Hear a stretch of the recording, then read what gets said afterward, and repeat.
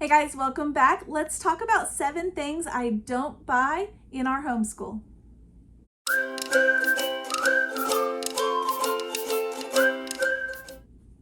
Hey guys, welcome back. I'm Laura Wilkie with Down Home with Lemon Pie. I am so excited that you guys are here for me, that we're going through these journeys together, and this is Homeschool Fellowship Friday. So, we're getting close to homeschool supply time. I'm already seeing things out on shelves. The next few weeks of videos are going to kind of be related to that, related to school supplies, the start of school, back to school, all of those things. And, we just came off of Prime Week. We just came off of buy, society and the world telling us to buy all the things. And this video is all about 7 things I actually do not buy in our homeschool, or I have not bought. They're not necessarily all things that I think are bad. Some of them I think are okay. I just haven't bought them. I haven't had a need for them, or I've found another way to accommodate that need and not had to actually purchase this kinds of stuff. I've got 7 things here. I'm sure I could have made an even larger list because I am kind of a minimalist mama, or thrifty mama, in a lot of ways. I actually will have a video on that, minimalist homeschooling. I'll have a video on our school supply haul to show you guys what we are buying.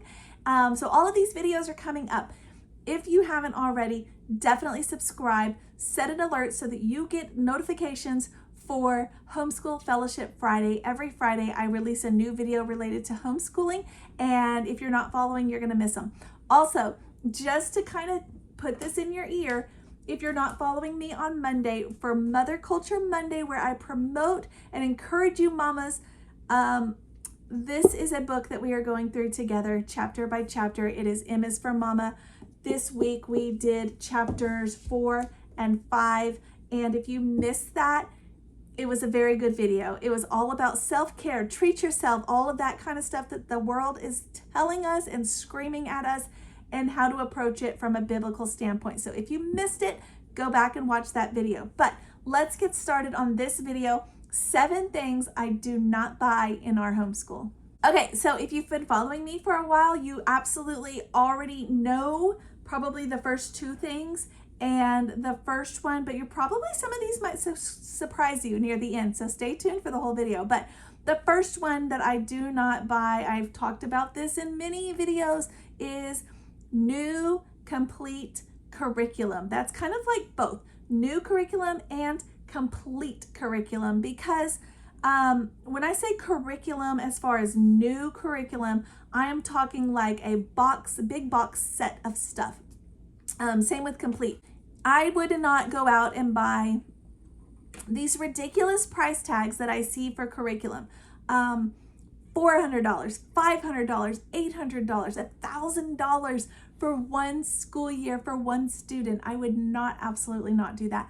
And how do I buy curriculum? More often than not, I put it together myself, but I actually just don't buy it new. I usually don't, unless it's something they need to write in.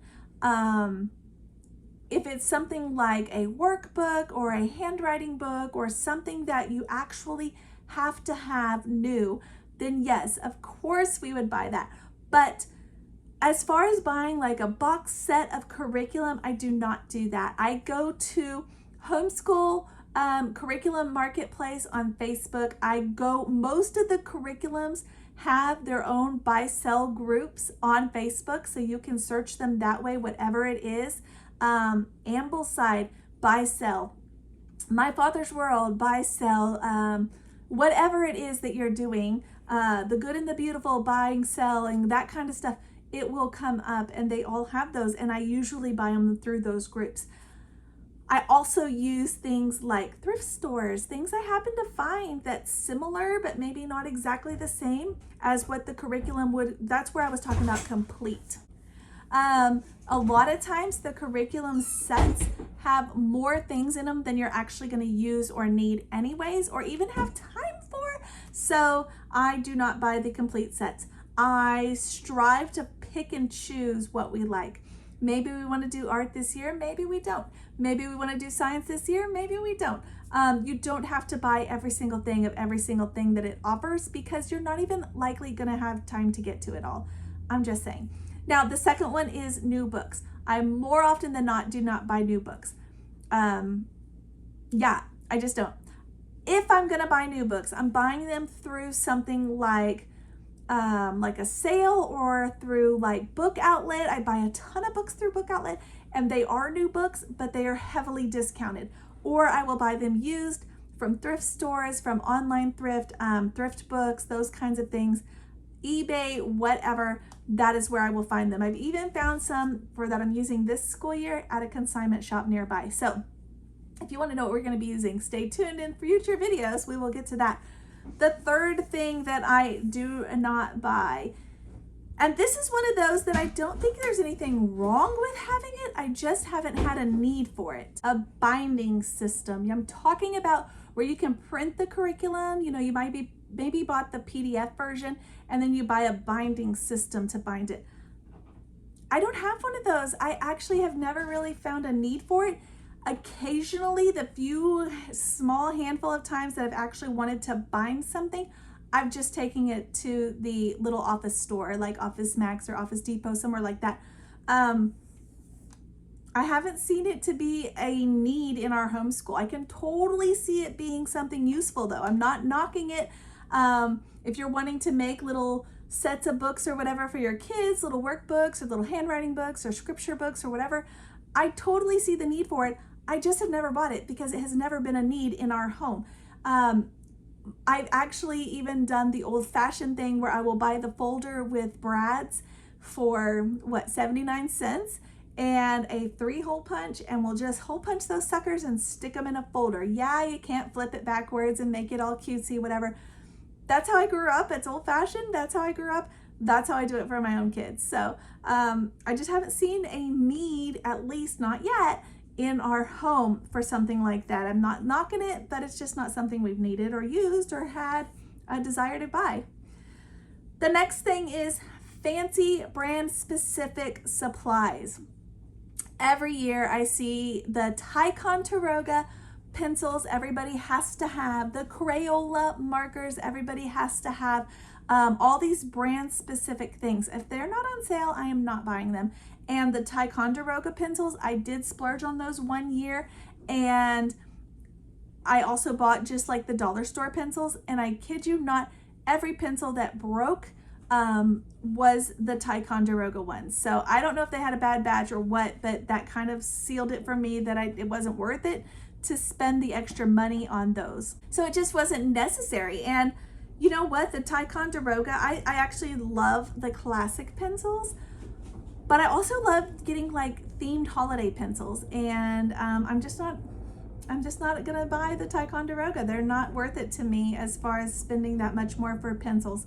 Okay, Crayola versus like store brand. I'm just talking about anything that is name brand versus store brand. I'm almost always going to buy the store brand unless the price difference is not that big a deal. But if it's a big gap, like if it's 25 cents for a box of crowns versus $1 for a box of crowns, I'm gonna buy 4 or 5 of the 25-cent ones versus the $1 for the the name brand. I will tell you guys that it seems like that gap, that price gap, is getting smaller. So this year I might be buying the name brand as far as markers and crowns go, because I feel like the gap is getting smaller, and so why not? But I have not seen a poorer quality when I buy the crowns that are cost less, and it actually kind of makes me happier because the kids do what? They throw them everywhere, they lose them, they break them, and I don't feel so bad about it because I didn't spend a bundle on them.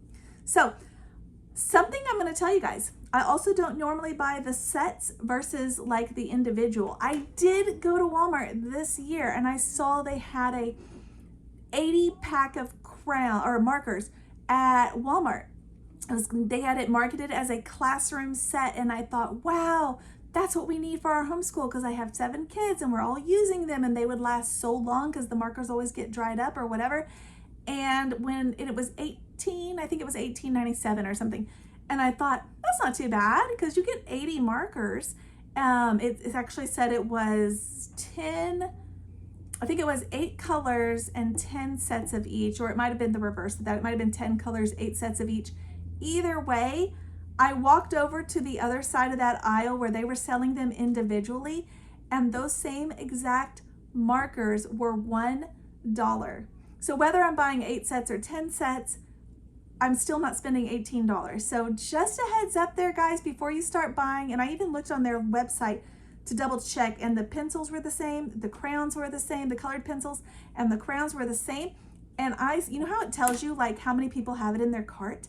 I was shocked at how many people had the set of markers at $18 in their cart when they could have just bought them individually for half the cost. So watch for that. Now, another thing I don't normally buy, subscription boxes. I don't think they're bad. I just don't see that I have time for them. I don't see them being useful in our home. I don't see us actually having, that it comes in the mail and I've already got, oh, it came this week and we happen to have an hour to do it. Yay.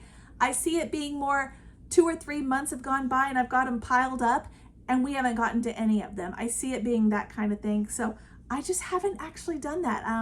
It would probably be something I would need to like schedule, but how would I schedule it? I don't know because they just show up, and I know there's a time frame and all that, but I don't know. It's just not something that I wanted to deal with. I like to customize a little bit easier than that. And so I don't know. I don't want them I actually talked to a mom recently. She said they do have subscription boxes. She has 3 kids. She has them for all of her kids. And she said it's just boxes lining their house because there's so many of them, and after they do them they don't want to throw them away, so they just keep them, and now they're just like making a wall in their house. I don't want that.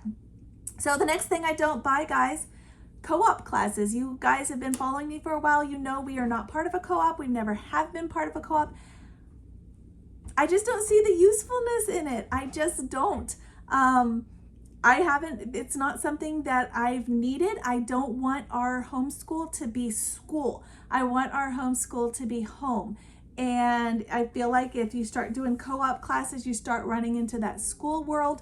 Often, it's not that I'm against them, but I don't see the need for them because we don't, it's not like we don't have friends. It's not like we don't have enough outings. It's not like we don't have enough education. It's not that we don't have enough whatever. I just don't see the need for them, so I don't buy co-op classes or anything like that. And the absolute last thing, this one might surprise you guys, is the rolling cart. I think they're adorable and cute, but they're not for me. I feel like in my home, it would make my home feel more like a school, and I want, again, my home to feel like home. I like having things put away in cabinets where I can open the cabinet, get the supplies out and put them away, but it's not just out all the time like we live in our school. That is not what I want. And I had that kind of atmosphere or feel, environment, however you want to phrase it, for a while. We had a schoolroom and all that stuff, and we never used it. We still used the couch and the kitchen table, and it ended up just being storage. I prefer a cute basket with some books in it and maybe the clipboards for that, the lessons that we're going to do during that time here on the table or under the table by the couch, versus a rolling cart that I'm toting around room to room or wherever with all these little bins and things. And I don't like that. I just don't. I know so many mamas who do it. It's just not me. I feel like almost like a nurse, and I'm like coming around, I don't know, or a tea cart, like I'm on the airport or on the airplane and I'm serving snacks or something. I don't know. It's just not me. It's not what the way that I want our homeschool to be. So I don't have a rolling cart or anything similar to that. I prefer just the home feel of just a beautiful basket with these lessons, or a couple books on the shelf, or on the top of the piano that we're going to do when we're in that room, or something like that. I just don't like the whole cart. Anyways, all right, guys, thanks for watching. That sums up our 7 things I do not buy, but do stay tuned because, like I said, the next few weeks we're going to be getting ready for back to school. Things that you absolutely need to get, things that we're going to get. Minimalist homeschooling, what do you actually need versus what is kind of not necessary. Those kinds of videos are what's coming up, and also I'm going to finalize our last video on what we're doing in our homeschool for this current school year.